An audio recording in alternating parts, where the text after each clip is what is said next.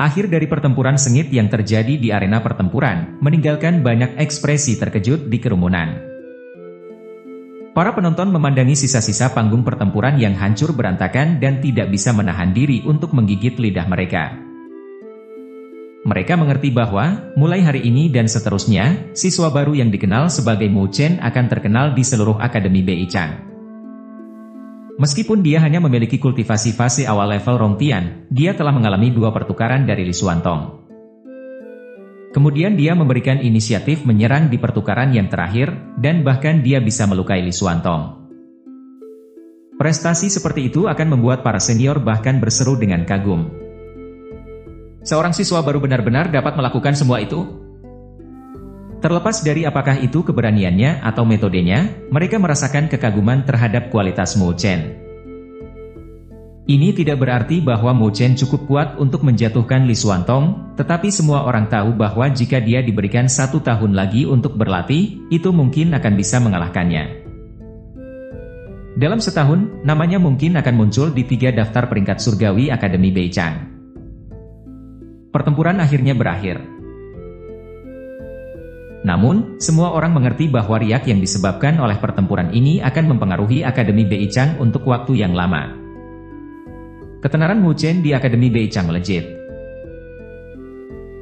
Dia terkenal sebelumnya, tetapi ini mendorong namanya ke tingkat yang lebih tinggi. Meskipun Mu Chen telah memberikan kinerja yang luar biasa di kompetisi siswa baru dan menarik perhatian beberapa senior, dia masih tidak bisa dibandingkan dengan Li Xuantong. Setelah pertempuran ini, nama Mu Chen melonjak dalam Akademi Beichang. Selama beberapa hari setelah pertempuran, Mu Chen berkultivasi di sebuah bangunan kecil. Meskipun dia terluka dalam pertempuran, itu bukan masalah serius. Mereka jauh lebih ringan daripada cedera yang dideritanya saat bertarung dengan Liu Jingshan, jadi dia berhasil pulih hanya dalam setengah hari. Namun, dia tahu bahwa pertempuran ini telah menyebabkan riak besar. Mu Chen duduk diam di kamarnya. Energi spiritual melonjak di sekitarnya. Napasnya stabil seperti gunung, penuh kekuatan. Meskipun pertempuran dengan Li Xuantong sangat sulit, dia telah meraih beberapa manfaat darinya. Dia mendapat kesempatan untuk menguji kekuatan level Huatian. Jika dia menghadapi seseorang dengan kultivasi serupa di masa depan, dia akan tahu apa yang akan diperbuat berdasarkan dari pengalamannya. Meskipun berhasil menghadapi Li Xuantong kali ini, itu juga menjadi pelajaran seberapa kuat Li Xuantong. Jika bukan karena kesepakatan 3 pertukaran, Mu Chen akan terpaksa meminjam kekuatan Tante Jiuyu untuk mengalahkan Li Xuantong. Namun, itu bukan jenis kemenangan yang diinginkan Mu Chen. Meskipun Li Xuantong telah berdiri di antara dirinya dan Luoli, Mu Chen jujur tidak menyembunyikan niat buruk terhadapnya. Meskipun Li Xuantong adalah lawannya, dia adalah seseorang yang layak diperhatikan. Jika itu bukan pertempuran hidup atau mati, maka Mu Chen tidak ingin meminjam kekuatan orang lain untuk mendapatkan kemenangan atas dirinya. Itu adalah kebanggaannya, juga caranya menunjukkan rasa hormat terhadap lawan yang dia akui. Tentu saja, jika lawannya adalah seseorang seperti Liu Jingshan, maka Mu Chen tidak akan berpikir 2 kali apakah akan bermain adil atau busuk. Alasan mengapa Mu Chen memperlakukan Li Xuantong sebagai pesaing sejati adalah karena dia ingin bersaing dengan Li Xuantong dalam pertarungan yang adil. Tanpa batasan atau bantuan apapun. Dia ingin kemenangan sejati atas Li Xuantong. Namun, sekarang ada jarak yang cukup di antara mereka. Itu sebabnya Mu Chen tidak merasa puas setelah kemenangannya. Sebaliknya, dia bekerja lebih keras pada kultivasi, berharap dapat benar-benar mengejar dan bahkan melampaui Li Xuantong. Ketika mereka bertarung lagi, Mu Chen ingin memberitahu Li Xuantong bahwa dia tidak lagi memerlukan kesepakatan 3 pertukaran ini. Mu Chen tersenyum saat memikirkan hal itu. Dia melirik ke area di luar ruangan di mana Luoli keluar sebelumnya, dan Mu Chen tahu persis mengapa dia pergi. Dia menggelengkan kepalanya dengan tak berdaya dan mendoakan keberuntungan pria yang sial itu. Kemudian, dia menutup mata lagi. Xin berpindah ke puncak gunung yang menjulang tinggi di Akademi Beichang. Di puncak gunung itu adalah Li Xuantong, berhadap-hadapan tak berdaya dengan seorang gadis berpakaian hitam dan ekspresi sedingin es, yang memegang pedang panjang berwarna gelap. Apakah pertarungan itu menyenangkan? Mata seperti kaca Luo Li dengan dingin memelototi Li Xuantong. Suaranya yang jernih mengalir seperti aliran gunung, namun tetap terasa dingin. Jika kamu kurang puas, biarkan aku yang akan bermain denganmu. Li Xuantong menggaruk hidungnya dan tertawa pahit mendengar kata-kata Luo Li. Sinar tajam pedang cahaya merobek udara dalam badai. Li Xuantong mengetuk jari-jarinya dan sinar energi spiritual ditembakkan untuk menghalau pedang cahaya. Seling. Sinar energi spiritual dihancurkan oleh pedang cahaya saat kontak dan memojokkan Li Xuantong. Seni Luoshen Luo Li telah dilatih sampai titik kesempurnaan. Memang, dia layak atas reputasinya sebagai jenius langka klan Luoshen yang hanya muncul sekali dalam 100 tahun. Li Xuantong menghela napas tak berdaya dan mundur, menghindari sinar pedang. Dia tahu bahwa Luo Li tidak akan mendengarkan siapapun ketika dia marah, jadi satu-satunya yang bisa dia lakukan adalah membiarkannya. Pedang cahaya dan energi spiritual bersiul di puncak gunung itu, menyebabkan kekacauan total. Siapapun yang melihat keributan akan tercengang. Mereka akan tahu bahwa puncak gunung ini adalah bagian dari wilayah Li Xuantong. Siapa yang berani mendaki gunung itu untuk menimbulkan masalah bagi Li Xuantong? Meskipun para siswa terkejut, mereka tidak berani naik gunung untuk memeriksanya. Mereka hanya menyaksikan sinar cahaya pedang yang tajam turun seperti badai di puncak. Pancaran cahaya berlangsung selama beberapa menit sebelum meredup. Lalu, semuanya tenang. Namun, pemandangan itu tidak seelegan dan setenang sebelumnya, sebaliknya, itu benar-benar kacau. Jurang yang dalam merobek tanah, menimbulkan luka seolah-olah mereka diukir oleh senjata setajam silet. Li Xuantong berdiri di atas platform batu, kepercayaan diri sebelumnya sudah tidak terlihat. Bahkan pakaiannya memiliki beberapa sobekan di sana-sini. Rambutnya menjuntai ke bawah, memberinya penampilan yang sangat menyesal. Namun, bukan karena dia membiarkan Luo Li melampiaskan kemarahannya. Kekuatan Luo Li benar-benar melampaui harapannya. Dia memeriksa pakaiannya yang compang-camping dan menatap gadis yang menggenggam pedang panjang. Kemudian dengan hati-hati dia bertanya, "Apakah kamu sudah puas?" Wajahnya yang sangat menawan tetap tanpa ekspresi saat dia berbicara. Li Xuantong, aku harap ini akan menjadi yang terakhir kalinya. Aku masih menganggapmu sebagai teman, tetapi jika kamu bertindak terlalu jauh, aku akan mengubah pertemanan menjadi permusuhan. Li Xuantong tersenyum pahit ketika dia dengan serius menjawab, jika dia bahkan tidak bisa menangani orang sepertiku, bagaimana dia bisa menangani masalah di masa depan? Luo Li terdiam dan tidak menanggapi. Li Xuantong mendesah ringan. Berapa lama lagi kakekmu bisa bertahan? 2 tahun? Mungkin 3. Luo Li gemetar. Tangannya yang kecil mencengkeram gagang pedang dengan sangat keras sampai ujung jarinya memutih.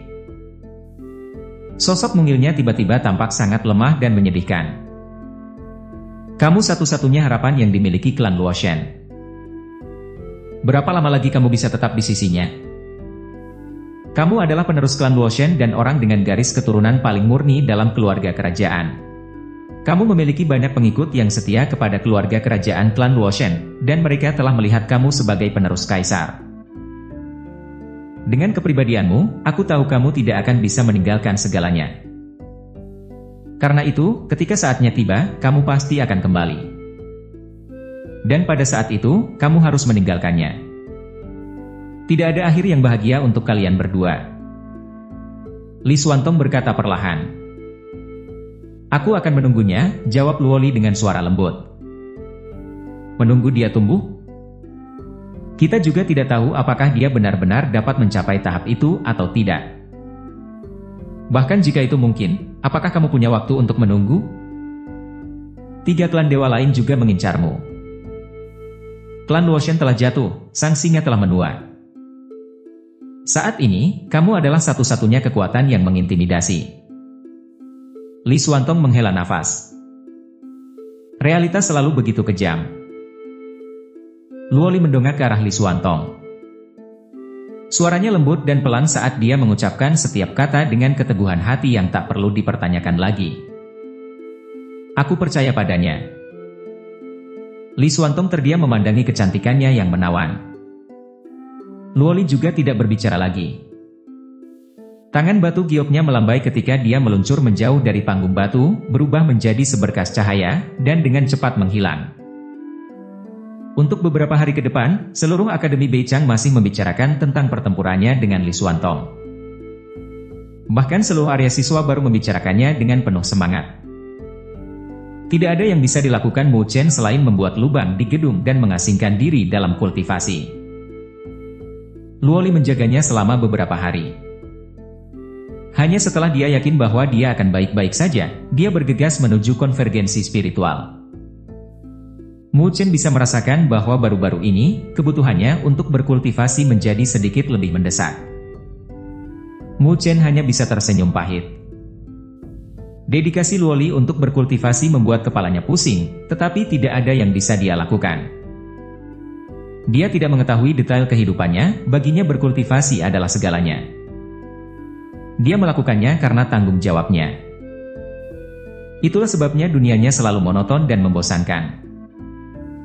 Namun, setelah mereka bertemu, ada sesuatu yang muncul di hati gadis itu yang membuatnya dapat tersenyum, meskipun kelelahan karena berkultivasi. Baginya, waktu adalah komoditas yang paling berharga.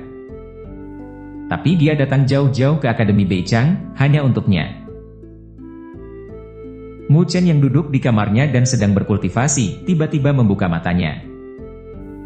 Sosoknya bergerak dan dia muncul di depan pintu. Li Xuantong berdiri, dengan tangan di belakangnya. Kerut muncul di alis Mu Chen ketika ia melihat Li Xuantong. Apa yang telah kamu katakan kepada Luoli? Beberapa hari terakhir dia jarang pulang. Li Xuantong berbalik dan melemparkan pandangan pada Mu Chen, dengan ringan berkata, dia sibuk berkultivasi dan dia berusaha meringankan bebanmu? Apa maksudmu? Alis Mu Chen terkunci rapat. Li Xuantong duduk menatap ke langit dan dengan ringan menghela nafas. Apakah kamu pernah mendengar tentang klan Luoshen? Mu Chen mendengarkan dengan penuh perhatian. Di Jawa kuno, sudah biasa bagi pria untuk memiliki rambut gondrong. Klan Luoshen. Dan Shen dalam bahasa lokal adalah dewa. Mata Mu Chen menatap serius pada Li Xuantong. Dulu, saat di ruang nilai spiritual, dia mendengar bahwa penatua menyebutkan klan Luoshen. Namun, dia tidak punya banyak informasi tentang masalah ini. Dunia 1000 besar terlalu luas. Lupakan tentang mengetahui semua alam spiritual utara, bahkan alam di mana mereka saat ini berada yaitu benua surga utara, di mana Akademi Beichang berada, hanya salah satu dari banyak benua dalam dunia 1000 besar. Ada terlalu banyak hal di dunia ini yang Mu Chen tidak sadari, juga tidak memiliki koneksi yang diperlukan untuk mempelajarinya. Di dunia 1000 besar ini, ada banyak ras kuat dengan warisan panjang. Misalnya, ada klan roh es, Dingling, dan klan roh api, Woling. Mereka adalah dua ras yang memiliki ketenaran besar di dunia 1000 besar. Li Xuantong dengan ringan melanjutkan. Klan Luoshen juga salah satu dari mereka. Pada puncaknya, klan Luoshen lebih kuat dari klan lainnya. Bahkan Akademi Beichang, dengan latar belakang yang dalam, tidak bisa mengklaim lebih kuat saat klan Luoshen berada di puncaknya. Ekspresi Mu Chen terlihat suram. Dia tampaknya tidak memahami sepenuhnya kekuatan klan roh es dan klan roh api, tetapi dia menyadari bahwa Akademi Beichang memiliki reputasi yang menakutkan. Meskipun tidak memiliki pemahaman yang jelas. Apakah klan Luoshen di mana Luoli tinggal benar-benar memiliki kekuatan yang menakutkan? Tapi, tentu saja aku mengatakan itu saat era kejayaan klan Luoshen. Li Xuantong memandang Mu Chen dan meneruskan, klan Luoshen berdomisili di wilayah timur di dunia 1000 besar, tepatnya di alam surga timur. Alam surga timur terdiri dari banyak benua yang dipengaruhi oleh kekuatan bintang. Dalam keterkaitannya dengan kekuatan-kekuatan ini, 4 klan dewa besar memerintah wilayah surga timur. Klan Luoshen memiliki ikatan tak terhitung dengan kekuatan lain yang diperlukan untuk bertahan hidup, sehingga dianggap sebagai penguasa di wilayah tersebut. 4 klan dewa besar. Iya, klan Luochen termasuk di dalamnya. Li Xuantong menganggukkan kepalanya seraya melanjutkan, 4 klan dewa besar telah tinggal di alam surga timur selama ribuan tahun, terlibat dalam konflik berkelanjutan satu sama lain. Mereka telah mengumpulkan tumpukan hutang darah yang tampaknya tak terbersihkan. Bisa dikatakan bahwa ada pertikaian yang tak dapat didamaikan di antara mereka. Klan Luochen, sejak zaman dahulu, berdiri di puncak di antara 4 klan dewa besar. Mereka berhasil menekan 3 klan dewa lain yang berani menantang kekuatan mereka. Sayangnya, mereka membiarkan keberuntungan mereka tumbuh terlalu besar dan hal itu menyebabkan kemunduran bagi mereka saat ini. Sampai pada titik di mana mereka harus bergantung pada seorang gadis untuk menyelamatkan mereka. Li Xuantong mengatakan sambil menatap Mu Chen, sambil menggelengkan kepala. Alis Mu Chen berkerut ringan. Apakah Luoli, gadis yang dia bicarakan? Jenius klan Luochen telah layu beberapa ratus tahun terakhir ini. Sebagian besar anggota inti klan kerajaan Luochen seperti belatung yang menggerogoti raksasa yang semakin menurun. Sebagian besar kerabat Luoli membusuk oleh reputasi mereka, tenggelam dalam fantasi kejayaan masa lalu tanpa tahu bahwa klan Luochen mereka sudah penuh lubang. Li Xuantong menjelaskan. Beberapa dekade yang lalu, ayah Luoli adalah yang paling luar biasa di antara klan Luochen. Jika dia bisa mengambil alih klan Luochen, maka dia bisa mengubah situasi mereka. Sangat disayangkan bahwa dia menderita luka berat dan jatuh selama pertempuran di antara 4 klan dewa besar. Kejatuhannya merupakan pukulan berat bagi klan Luochen. Kakek Luoli tidak punya pilihan selain keluar untuk mendukung keseluruhan klan besar. Pada saat itu, mungkin bahkan dia juga putus asa. Di antara semua orang dari klan Luochen, tidak ada orang yang bisa mewarisi tanggung jawab besar itu. Untungnya, seiring bertambahnya usia Luoli, dia mengungkapkan bakat yang jauh melebihi bakat ayahnya. Sejak saat itu, meskipun dia masih anak-anak, diputuskan bahwa dia akan menjadi ratu berikutnya. Dia diberitahu bahwa ketika saatnya tiba, dia akan menerima warisan yang telah diwariskan selama ribuan tahun, klan besar dengan harapan miliaran orang. Dia akan menjadi ratu mereka dan melindungi mereka dari alam surga timur yang kejam untuk bertahan hidup. Li Xuantong menyipitkan matanya ketika memikirkan gadis kecil yang seharusnya menikmati masa kecil yang ceria dan penuh kebahagiaan tanpa rasa khawatir. Namun, kenyataannya adalah bahwa dia diawasi dengan ketat oleh klan Luochen. Dia mengayunkan pedang panjangnya ke bawah air terjun, berulang kali. Gelombang besar menyapu tubuh kecil itu, melukainya dengan setiap pukulan. Akhirnya, dia menangis sambil memegang erat pedang panjangnya, tanpa ada penghiburan, melainkan omelan keras dari kakeknya. Ayahnya meninggal ketika dia masih sangat muda, meninggalkan ibu yang lemah untuk menemani mereka berdua. Meskipun masih belia, dia sudah sangat bijaksana. Dia menyadari bahwa membiarkan ibunya melihat tangisannya hanya akan menambah beban pada ibunya yang lemah, oleh karena itu, dia bertahan sendirian. Pertama kali Li Xuantong melihat Luoli, dia bersembunyi di balik batu, merangkul pedang panjangnya, dan menangis. Namun, begitu dia selesai menangis, dia menyeret tubuh kecilnya dan pedang panjangnya untuk sekali lagi membelah ombak besar. Mu Chen berdiri di atap, hatinya menegang dengan sakit hati yang tak terlukiskan. Luoli tidak akan punya banyak waktu di sisimu, Li Xuantong berkata dengan lembut. Kenapa? Mu Chen berkata dengan khawatir. Karena Luo Tianshen tidak akan bisa bertahan lebih lama. Umurnya paling lama hanya tinggal 5 tahun. Sebelum waktu itu tiba, dia pasti akan membawa Luoli kembali untuk menerima warisannya. Selanjutnya, Luoli harus mencapai level Zizun, jika tidak, klan Luochen akan menjadi target serangan dari 3 klan dewa besar lainnya. Akibat perselisihan darah itu, klan kerajaan Luochen akan terjerumus ke dalam kekacauan total. Mereka yang setia pada klan Luochen akan menjadi korban dalam pertumpahan darah besar-besaran. Masalah-masalah seperti ini adalah hal umum di alam surga timur, ujar Li Xuantong dengan nada ringan. Zizun. Mu Chen mengerutkan alisnya. Level Zizun selanjutnya dibagi menjadi 9 kelas, dari kelas 1 hingga kelas 9. Tingkatan lebih lanjut dibedakan jadi langit dan bumi, yang disebut Tian Zizun dan De Zizun. Secara umum, mereka yang berhasil melangkah ke level Zizun dianggap ahli sejati di dalam dunia 1000 besar dan memiliki kekuatan untuk menjadi penguasa sebuah benua. Zizun kelas 9 dianggap sebagai puncak dari level Zizun. Di dunia 1000 besar, siapapun yang memiliki kultivasi seperti itu pasti akan terkenal ketenarannya dan dipuji sebagai pahlawan.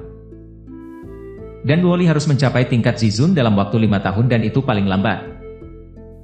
Untuk klan yang kuat seperti mereka, level Zizun adalah persyaratan minimum untuk menjadi pemimpin klan. Luo Tianshen, beliau memiliki kekuatan De Zizun, tetapi ia menderita luka berat dari pertempuran sebelumnya. Namun sekarang, hidupnya akan segera berakhir.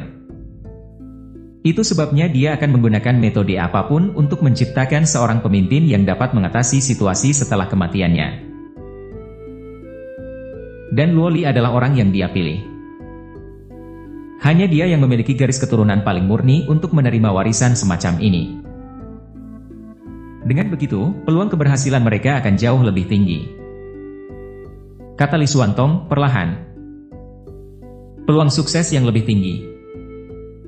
Wajah Mu Chen berubah. Apakah itu juga berarti ada kemungkinan gagal? Di dunia ini, tidak ada kekuatan yang datang tanpa harga.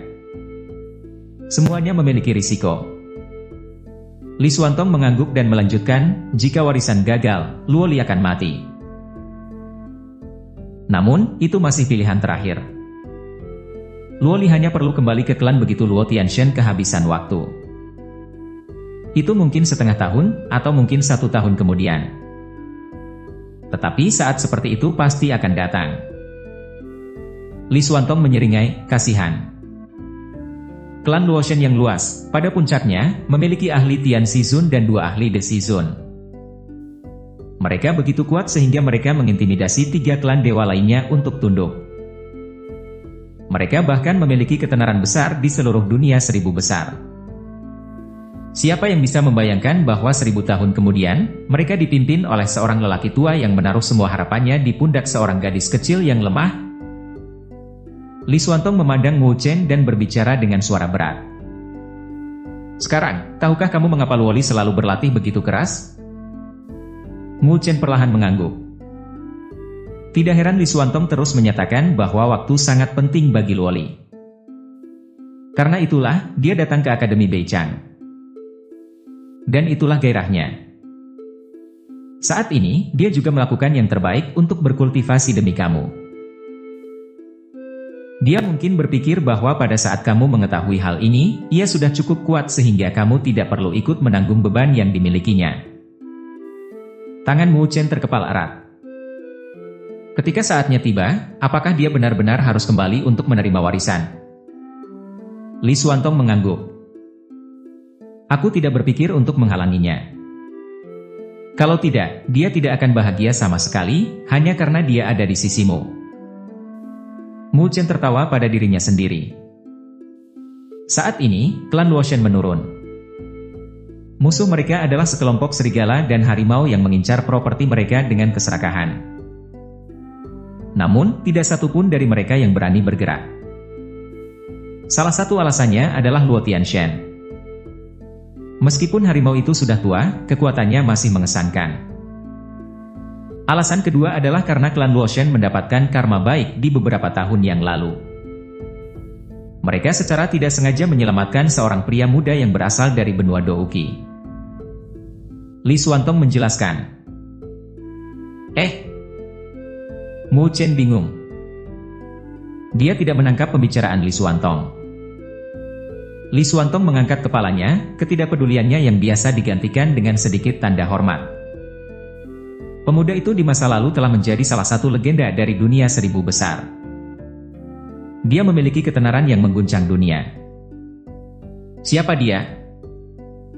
Mu Chen cukup penasaran. Ekspresi fanatisme muncul di mata Li Xuantong.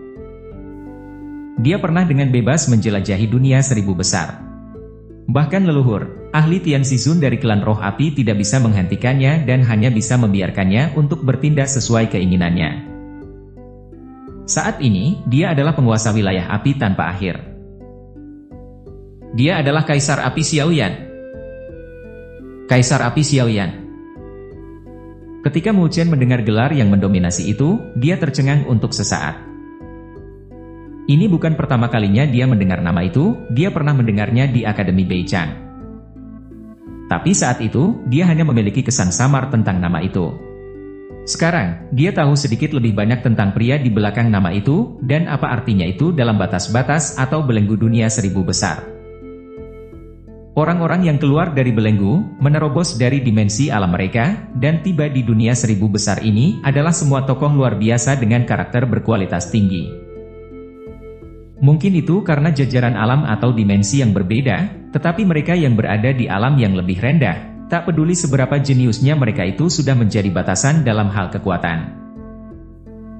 Namun, begitu mereka melangkah ke dunia seribu besar dan beradaptasi di sini, mereka akan menjadi harimau yang pulang ke habitatnya, atau naga yang kembali ke laut.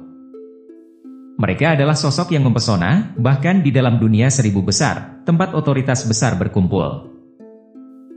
Kaisar Api ini adalah salah satunya, serta leluhur martial yang memiliki julukan Kaisar Simbol yang sendirian menantang seluruh klan Roh F. Api di mata Li Xuantong sedikit menyusut saat dia melihat kembali ke Mu Chen. Karma baik ini dengan santai jatuh ke tangan klan Luoshen. Sebenarnya, apa yang mereka lakukan tidak dapat dianggap menyelamatkan, tetapi, lebih tepatnya seperti membantu. Ketika Kaisar Api pertama kali menembus belenggu dari alam mereka dan memasuki dunia seribu besar, dia mendarat di wilayah klan Luoshen secara kebetulan. Kamu harus tahu, beberapa energi yang dipraktikkan di alam mereka bukanlah aura spiritual. Kaisar Api ini, misalnya, mempraktikkan energi yang disebut Douqi di benuanya. Setelah memasuki dunia seribu besar, Douqinya secara bertahap akan berubah menjadi bentuk energi spiritual yang lebih murni. Kalau tidak salah dengar biasanya mereka menyebutnya dengan Origin Ki. Sebagian besar dari mereka yang keluar dari alam mereka tidak terbiasa dengan konsep ini. Sebagai ahli, tentu saja, mereka tidak mau membiarkan Douqi yang mereka peroleh dengan susah payah, atau energi lain apapun itu, untuk dikonversi menjadi sesuatu yang tidak dikenal. Jadi, tentu saja akan ada beberapa konflik. Konversi energi spiritual dapat menimbulkan bahaya bagi mereka. Itu masalah besar pertama bagi mereka yang telah berhasil menerobos dari belenggu dimensi mereka. Li Xuantong tersenyum. Bagi orang-orang seperti kita, ini adalah masalah yang agak menggelitik. Namun, bagi mereka yang benar-benar melangkah keluar dari belenggu dimensi mereka dan memasuki dunia seribu besar, ini cukup membingungkan. Luo Tianshan bertemu dengan Kaisar Api saat itu dan membantunya berhasil mengubah energi spiritualnya. Dia juga bisa melihat meskipun Kaisar Api masih muda, dia berpengetahuan luas dan sangat berpengalaman. Luo Tianshan tahu bahwa siapapun yang mampu memecahkan belenggu dimensi suatu alam adalah seseorang yang tangguh. Meskipun mereka tidak akan terlalu kuat ketika mereka baru saja memasuki benua ini, potensi yang mereka miliki sangat menakutkan. Itu sebabnya Luo Tianshan menjatuhkan perbedaan status mereka dan berteman dengannya. Namun, Kaisar Api tidak tinggal lama di klan Luoshen. Dia pergi tepat setelah dia pulih. Dikatakan bahwa dia pergi mencari wanita yang bernama Sun Er dan Cailin. Wanita-wanita tersebut adalah kedua istrinya. Untuk waktu yang lama, Luo Tianshan tidak mendengar kabar tentangnya. Tidak sampai 10 tahun yang lalu. Suatu hari, berita tertentu menyebar ke seluruh dunia seribu besar. Seorang pria telah menyatakan dirinya sebagai Kaisar Api, bertarung dengan leluhur klan Roh Api, dan telah melangkah ke tahap kultivasi Tianzizun. Itu adalah pertempuran yang mengguncang bumi, dan kobaran api yang hebat telah mengubah seluruh benua yang ditinggalkan itu menjadi gurun. Leluhur klan Roh Api bahkan tidak bisa memojokkan Kaisar Api setelah mengerahkan semua metodenya. Pada akhirnya, ia dipaksa untuk mengakui kekalahan dengan menangkupkan kedua tangannya. Kaisar Api kemudian meminta nyala api dari klan, lalu pergi begitu saja. Sejak hari itu, nama Kaisar Api tersebar luas di seluruh dunia seribu besar. Mata Li Xuantong menyala lagi. Tian Xizun. Di dalam dunia 1000 besar, level seperti itu bisa menjadikan seseorang penguasa mutlak suatu wilayah. Dan ketika berhadapan dengan Kaisar Api ini, bahkan seorang leluhur dengan level Tian Xizun telah dipaksa untuk menangkupkan tangannya dalam kekalahan. Sosok sekuat dirinya cocok dengan gelar Kaisar Api. Setelah itu, Kaisar Api mendirikan wilayah api tanpa akhir. Para ahli bergegas menemuinya seperti bebek yang menunggu dikasih makan. Kaisar Api tidak hanya mengendalikan semua api yang berada di langit dan bumi, keahliannya dalam memperbaiki bahan obat juga tak tertandingi. Beberapa tetua memanfaatkan kesempatan itu dan pergi memohon untuk dibuatkan ramuan. Dengan demikian, wilayah api tanpa akhir berubah menjadi keberadaan kolosal hanya dalam beberapa dekade. Li Xuantong mendecakkan lidahnya saat matanya dipenuhi dengan kekaguman. Dunia 1000 besar tak ada habisnya, dan semua jenis orang perkasa berusaha membuat nama untuk diri mereka sendiri. Namun, tidak sesederhana itu. Mu Chen menghela nafas juga. Nama Kaisar Api benar-benar cocok. Mungkin bahkan Luo Tianshan terkejut setelah mendengar berita tentang Kaisar Api. Dia mungkin tidak pernah mempertimbangkan kemungkinan itu. Saat itu, pemuda yang baru saja tiba di dunia 1000 besar, tetapi dia berhasil membuat nama untuk dirinya sendiri hanya dalam beberapa dekade. Namun pria tua itu bangga sampai ke tulang belulangnya, dia juga tidak berusaha untuk menemuinya ke wilayah api tanpa akhir. Mungkin baginya, bantuan darinya dulu hanyalah hal kecil dan tidak layak untuk diingat. Tapi 10 tahun yang lalu, ketika ayah Luo Li jatuh, seluruh klan Luo Shen hampir mati. Pada hari ulang tahun Luo Tianshan, Kaisar Api mengirim seseorang untuk menyampaikan pesan untuknya. Tindakan itu mengejutkan 3 klan dewa lainnya, yang seperti harimau menatap mangsa mereka. Mungkin tidak ada dari mereka yang mengharapkan klan Luo Shen memiliki hubungan dengan Kaisar Api. Setelah itu, Luo Tianshan meminjam prestise Kaisar Api untuk membuat klan Luo Shen bertahan selama 10 tahun lagi. Li Xuantong menghela nafas dan melanjutkan, namun, begitu umur Luo Tianshan berakhir, situasinya pasti akan runtuh. Meskipun gelar Kaisar Api memiliki pengaruh yang luas, wilayah api tanpa akhir, bagaimanapun, masih terlalu jauh dari alam surga timur. Selain itu, menghadapi 3 klan dewa bukanlah tugas yang mudah. Meskipun mereka mungkin takut terhadap wilayah api tanpa akhir, jika klan Luo Shen telah melemah, mereka pasti tidak akan ragu untuk bertindak. Juga sulit untuk mencoba memecahkan situasi klan Luo Shen dengan kekuatan luar. Mungkin bisa bertahan sekali atau 2 kali, tetapi tidak selamanya, Li Xuantong mengungkapkannya dengan nada samar. Saat ini, sebagian besar anggota inti keluarga kerajaan tidak berdaya, kecuali Luo Li yang memiliki kualifikasi untuk mewarisi klan sebagai ratu. Ini adalah situasi yang rumit. Jika Luo Tianshan meninggal sebelum Luo Li mengambil kendali penuh, maka klan Luo Shen mungkin akan menghadapi bahaya. Situasinya benar-benar mengerikan. Mu Chen merasakan sakit kepala saat memikirkan beban yang Luo Li bawa di pundaknya yang lembut. Namun, dia tahu bahwa tidak mungkin dia bisa mencegah Luo Li kembali. Mu Chen mengepalkan tangannya. Pada akhirnya, dia masih terlalu lemah untuk membantu Luo Li.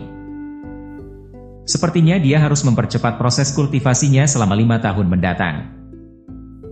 Dia harus memberikan sebanyak mungkin bantuan untuk memastikan Luo Li dapat mengambil kendali klan Luo Shen. Meskipun itu akan sulit, dia tidak akan menyerah. Li Xuantong melihat Mu Chen mengepalkan tinjunya dan berkata, "Kamu punya waktu 5 tahun, paling lama. Namun, aku tidak yakin apakah kamu akan benar-benar bisa memberikan bantuan yang cukup dalam waktu 5 tahun itu. Siapa yang tahu apa yang akan terjadi di masa depan?" Mu Chen hanya tersenyum. Masa depan terlalu sulit ditebak dan sulit untuk dinilai. Tetapi dia tahu bahwa dia akan melakukan yang terbaik untuk mencapai targetnya. Tidak peduli seberapa kasar jalannya, dia pasti tidak akan menyerah. Kalau tidak, bagaimana dia bisa berada di samping gadis yang sangat dicintainya? Li Xuantong menatap pemuda di depannya. Senyum terakhir itu samar, tetapi matanya mengandung tekad yang tidak perlu dipertanyakan. Li Xuantong menyadari bahwa mustahil untuk merebut Luoli dari Mu Chen. Sesekali, pemuda ini memang menunjukkan pesona dengan tekad dan keyakinannya. Mungkin itulah alasan mengapa dia mendapatkan dukungan begitu besar dari gadis yang menanggung banyak beban di pundaknya. Aku berjanji pada Luoli bahwa aku tidak akan ikut campur dalam urusanmu lagi. Namun, saat dia berbicara, ekspresinya berubah tajam ketika dia menatap Mu Chen. Aku harap kamu tidak akan mengecewakanku. Aku tidak meminta kamu untuk memberikan banyak bantuan kepada Luoli. Aku hanya meminta agar kamu tidak menariknya ke bawah. Tanggung jawabnya terlalu besar dan berat, sehingga setiap kelambatan kecil saja dapat berarti kehancuran. Mu Chen mengangkat kepalanya ke langit berbintang dan perlahan-lahan menyatakan, aku merasa lebih kasihan padanya daripada kamu. Li Xuantong. Dia menundukkan kepalanya kemudian melihat kembali ke arah Li Xuantong dengan ekspresi serius. Ini juga pertama kalinya dia memanggil nama Li Xuantong tanpa awalan. Akan ada hari di mana aku akan berdiri di sampingnya sekali lagi. Apapun yang membuatnya sedih, aku akan menjadi abu. Li Xuantong memandangi wajah pemuda itu, yang tenang namun memegang riak tak berujung di matanya. Dia ingin mengatakan sesuatu, akhirnya hanya mengangguk. Aku harap kamu benar-benar bisa mencapai itu. Masih ada waktu bagi kamu untuk tumbuh. Mu Chen menjawab dengan anggukan kecil dan senyum. Kemudian ekspresinya pulih ketika dia menarik napas dalam-dalam dan bertanya, level apa yang dimiliki Kaisar Api? Jika kamu membandingkannya dengan Kaisar Simbol yang menantang seluruh klan Roh Es, siapa yang lebih kuat? Kaisar Api membuat leluhur klan Roh Api, Tian Xizun, mengakui kekalahan dengan tangan ditangkupkan. Namun, ini bukan jenis berita yang sering terdengar. Dengan bakatnya dan beberapa dekade untuk berkultivasi, tidak mungkin dia masih terjebak di tempat yang sama. Siapa tahu, dia mungkin bahkan telah melampaui Tian Xizun dan melangkah ke tingkat yang lebih tinggi. Lagi pula, dunia 1000 besar tak ada habisnya. Jalan menuju puncak itu panjang, bahkan untuk para pahlawan seperti Kaisar Api. Li Xuantong tersenyum. Adapun leluhur martial atau Kaisar Simbol itu, dia juga sangat menakutkan. Dia berhasil menjungkir balikan keberadaan besar seperti klan Roh Es. Namun, orang-orang dari klan Roh Es juga sangat licik. Setelah Kaisar Simbol menerobos pertahanan mereka dan menyerang tanah mereka, mereka berhasil menekan kemarahan mereka dan melakukan yang terbaik untuk memenuhi permintaannya. Setelah itu, Kaisar Simbol mendirikan border martial yang setara dengan wilayah api tanpa akhir. Saat ini, klan Roh Es memiliki hubungan yang sangat dekat dengan border martial. Mereka yang berencana untuk menyerang klan Roh Es, sekarang harus mempertimbangkan angka di belakang mereka, border martial, serta Kaisar Simbol itu. Tidak mudah untuk mengatakan yang mana dari mereka yang lebih kuat. Lagi pula, mereka berdua belum pernah bertarung sebelumnya. Kebanyakan orang menyimpan pendapat mereka sendiri. Li Xuantong menggosok dagunya, namun, aku benar-benar ingin melihat yang mana yang lebih kuat, antara Kaisar Api dan Kaisar Simbol. Mu Chen juga tidak bisa menahan tawa saat dia melihat ke langit berbintang yang tak berujung.